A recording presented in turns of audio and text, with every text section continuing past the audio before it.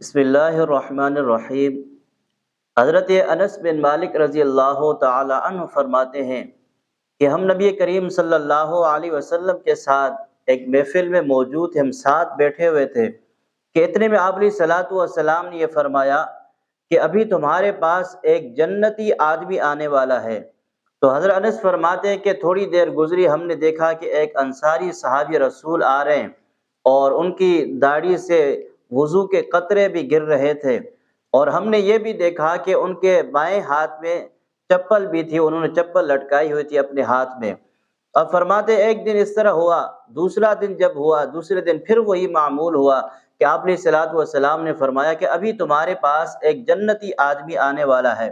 وہ فرماتے ہیں کہ ہم نے دیکھا کہ وہی صحابی رسول جو انصاری صحابی رسول تھے وہی آئے اور اسی حالت میں آئے۔ تیسرا دن ہوا، تیسرے دن پھر وہی ہوا کہ آپ علیہ الصلوۃ والسلام نے فرمایا کہ ابھی تمہارے پاس ایک جنتی آدمی آنے والا ہے، اور وہی انصاری صحابی رسول آئے۔ تو اب فرماتے ہیں کہ جب یہ مجلس جو تھی، جو محفل تھی، وہ جیسے ختم ہوئی تو حضرت عبداللہ بن عمر بن عاص رضی اللہ تعالی عنہما ان کے پیچھے لگے، اور ان کے پیچھے جانے کے بعد ان سے کہا کہ میرے والد صاحب سے جھگڑا ہو گیا ہے، اور میں نے یہ قسم کھا لی ہے کہ میں 3 دن تک اپنے گھر نہیں جاؤں گا، والد صاحب کے پاس نہیں جاؤں گا۔ اگر آپ مناسب سمجھیں تو آپ جو ہے نا مجھے اپنے ہاں 3 دن ٹھہرا لیں۔ انہوں نے کہا کہ ضرور، کیوں نہیں، میں آپ کو ضرور اپنے ساتھ لے جاؤں گا۔ تو حضرت عبداللہ بن عمر بن عاص رضی اللہ تعالی عنہ فرماتے ہیں کہ اب میں جو ان کے ساتھ 3 دن جا رہا تھا، میری نیت یہ تھی کہ میں ان کے ساتھ جاؤں اور جا کر ان کے اعمال کو دیکھوں، میں وہ خاص عمل دیکھوں جس خاص عمل کی وجہ سے اللہ کے حضور علیہ الصلوۃ والسلام نے انہیں جنت کی بشارت دی ہے۔ اب وہ فرماتے کہ میں نے وہاں 3 راتیں گزاری، لیکن راتوں کے اندر میں نے کوئی ایسا خاص عمل نہیں دیکھا۔ میں نے بس یہ دیکھا کہ وہ جب سوئے ہوئے تھے اپنی کروٹ بدلتے تو اس وقت جب تھوڑا بہت ذکر کر دیتے، اللہ اکبر کہتے تھے اور پھر سو جاتے اور صبح فجر نماز کے لیے کھڑے ہو جاتے۔ اب وہ فرماتے کہ مجھے کوئی ایسا خاص عمل نظر نہیں آیا کہ میں نے یہ سوچا کہ آپ علیہ الصلوۃ والسلام نے انہیں جو اتنی بڑی جنت کی بشارت دے دی ہے، آخر ان کے اندر ایسا کون سا خاص عمل ہے، اور مجھے وہ خاص عمل نظر بھی نہیں آ رہا۔ آخر یہ کون سا عمل ہو سکتا ہے؟ تو بہرحال یہ فرماتے ہیں کہ 3 دن جب گزر گئے، مجھے اس طرح کوئی بھی عمل نظر نہیں آیا۔ تو میں سوچنے لگا، میں پریشان ہوا کہ آخر ان کے پاس ایسا کون سا عمل ہے۔ تو فرماتے کہ میں نے اس شخص کے جو انصاری صحابی رسول تھے، میں نے ان سے پوچھا کہ آپ ہی مجھے بتلائیے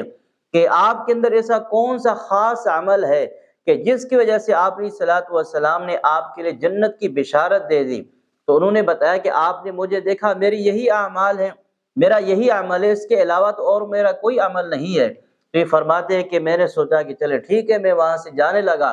تو انہوں نے مجھے بلایا اور بتایا کہ میرا ایک عمل اس کے علاوہ بھی ہے۔ میرا عمل یہ ہے کہ میرے دل کے اندر، میرے سینے میں کھوٹ نہیں ہے، کسی کے لیے کوئی نفرت، کوئی بغض، کوئی حسد وغیرہ نہیں ہے۔ اور فرماتے کہ اگر میں یہ دیکھوں کہ اللہ رب العزت کسی بندے کو کوئی خاص نعمت سے نوازے، کسی کے لیے کوئی خاص نعمت آ جائے، تو میرے دل کے اندر اس کے لیے کوئی حسد وغیرہ نہیں آتا۔ تو حضرت عبداللہ بن عمر بن عاص فرماتے کہ میں سمجھ گیا کہ یہی وہ عمل ہے جو ان کے پاس موجود ہے، ہمارے پاس نہیں ہے۔ تو آپ اندازہ لگائیے کہ کسی شخص کے اندر حسد نہ ہونا، نفرت نہ ہونا، بغض کا نہ ہونا،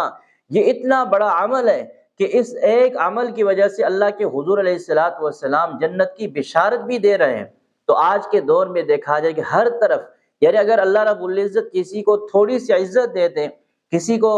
کسی بڑے حضرت کے ساتھ تعلق دے دیتے ہیں، یا اللہ تعالیٰ ان کی خوبیوں کو کسی بھی طرح لوگوں میں پھیلا دیتے ہیں، لوگوں میں ان کی ایک عزت ہوتی ہے، تو لوگ ان کی عزت دیکھ کر جلتے ہیں، حسد ان کے دل میں آتا ہے کہ انہیں اتنی عزت کیوں ہے۔ تو بھائی جب اللہ تعالیٰ کسی کو عزت دینا چاہے، آپ کو ہر ایک کسی کو معلوم ہے کہ وَتُعِزُّ مَن تَشَاءُ وَتُذِلُّ مَن تَشَاءُ، عزت دینے والی جو ذات ہے وہ اللہ رب العزت کی ہے۔ تو اگر کسی کو عزت دی ہوئی ہے تو اس پر حسد کرنا، اس پر جلنا، یہ تو اپنے لیے نقصان ہے، ہمیشہ اس میں اپنا ہی نقصان ہوتا ہے۔ تو ہر ایک شخص کو یہ چاہیے کہ اپنے دل کو پاک اور صاف رکھے۔ اگر دل میں کسی کے لیے بغض ہے، کسی کے لیے نفرت ہے، کوئی حسد ہے، تو اس کو نکال کر باہر پھینک دینا چاہیے اور اپنے اس بھائی کے ساتھ محبت کرنی چاہیے۔